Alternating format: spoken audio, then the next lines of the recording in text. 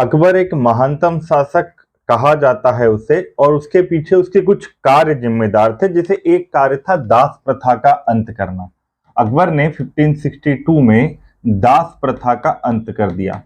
दास प्रथा सब जानते हैं। अब हमें लगता है कि साहब अकबर तो अच्छा शासक था इसलिए उसने दास प्रथा का समापन किया। नहीं, इसके पीछे कुछ वैलिड कारण थे। सबसे पहला कारण था कि अकबर एक मानवीय दृष्टिकोण का व्यक्ति था। वो ह्यूमनिज्म को सपोर्ट करता था और उसे लगता है कि कोई एक व्यक्ति के द्वारा दूसरे व्यक्ति को बंधक बनाना, उसकी लिबर्टी, उसकी इंडिपेंडेंसी, उसकी स्वतंत्रता को बाधित करना कहीं ना कहीं ये अमानवीय काम है, इनह्यूमन बिहेवियर है। इसलिए उसने कहा कि साहब ये बंद होना चाहिए।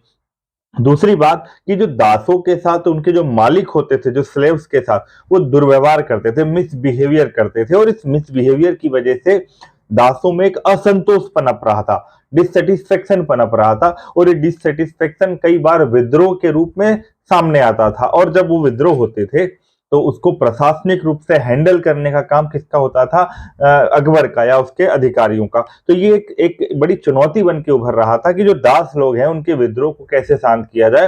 तो भैया उन्होंने सोचा कि काम करो, इनको स्वतंत्र कर दो। तीसरा काम, दासों को पालने और उनके निगरानी रखने पर मतलब बहुत ज्यादा रिसोर्सेज का यूटिलाइज हो रहा था, बहुत सारे संसाधन खर्च हो रहे थे दासों को। अब जैसे दरबारों में भी आप देखेंगे तो हजारों की तादाद में दास होते थे। अब उनको पालना भी, उनको खाना भी खिलाना है, पानी पिलाना है, निगरानी रखना है ताकि ये कुछ ऐसे काम ना करे जो राज्य की सुरक्षा के खिलाफ हो। तो इससे क्या हो रहा था कि रिसोर्सेज पर बहुत ज्यादा बर्डन हो रहा था, और अकबर कहीं ना कहीं इकोनॉमिकल थोड़ा सा बर्डन कम करना चाह रहा था। इसलिए उसने एक फरमान जारी कर दिया 1562 में कि अब भारत से दास प्रथा क्या हो जाएगी?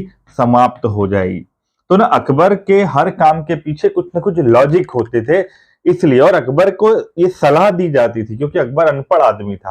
अकबर अनपढ़ आदमी था तो उसे सलाहकार, जो उसके नौरत्न होते थे, वो सलाह देते थे, उन पर वो विचार करके ये डिसीजन लेता था।